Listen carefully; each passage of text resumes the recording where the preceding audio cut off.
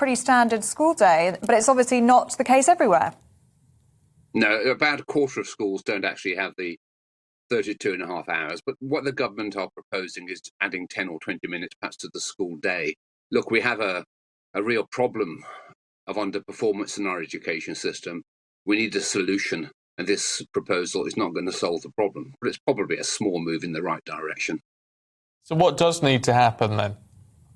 Well, first of all, we need to improve the way we teach children. This country is about 3 years behind the best education systems in the world, and that's pretty serious. And about a third of our youngsters leave primary school, and they are not even reaching the basic standard in literacy and numeracy.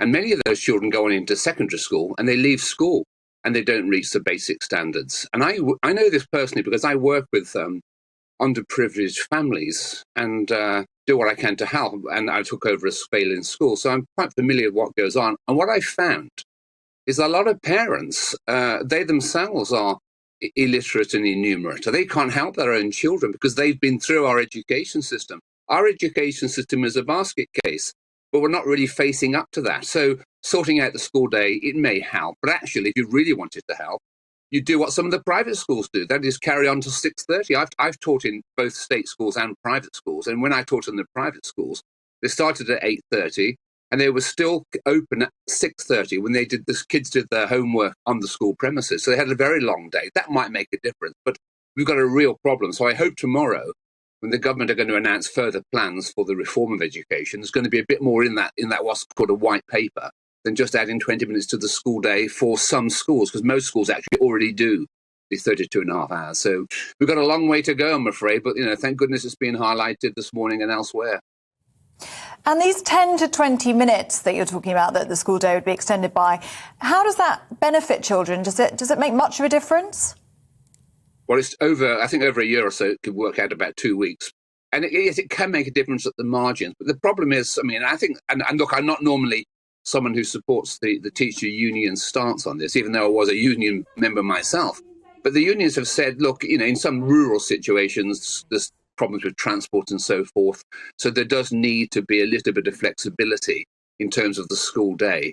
But this, I don't want to repeat the old cliche, but I'll have to. It is really rearranging the deck chairs on the Titanic. We have a big problem in education in this country.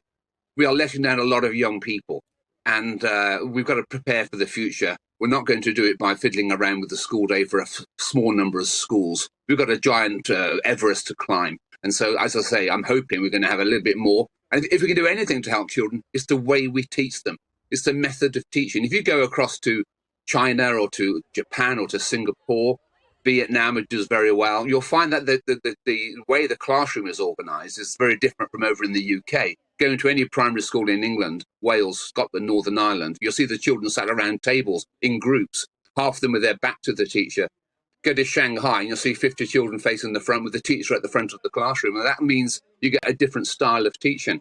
We've got to look at the way we teach children. I get accused of being hankering after some old golden age of the 1950s. But when I go to Singapore, they don't think that. They think my ideas are cutting edge. The fact is, we're the only country in the developed world where grandparents outperform their grandchildren in basic skills. And that really is a problem for us.